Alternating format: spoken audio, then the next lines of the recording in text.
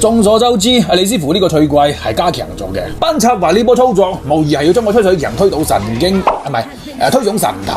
因為喺李師傅未加強之前，我已經好閪犀利啦。定啲嚟下，仲有高手。依家咁樣又增強咗一波，對我嚟講，直情可以話係如虎添翼。喺峽谷用出類拔萃、舉世無雙嚟形容，一啲都唔過分。喂，好過自己有。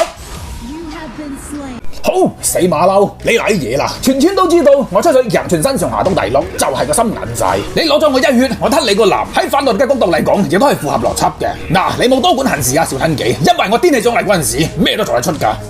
追嚟，因為吞佢一個男係唔中意計我嘅心頭之行。你喺度就啱啦。我操，留住個請計做乜鬼啊？咁都搶唔到個男，兄弟頂住啊！哦，掉毛咯，呢個就真係偷雞唔到蝕真米啦。裝鬼兄弟，燒你個喇叭啦！其實喺一般情況下，阿貓仔係累我唔何嘅，但一般情況通常係唔會出現。依家同啱先個波又有啲相似，同樣嘅地點，又同樣係李斌契大。我真係好想知道呢波你哋仲有冇咁嘅本事將我做個腦殘？嚟，放開個貓仔，低我啦！知錯未？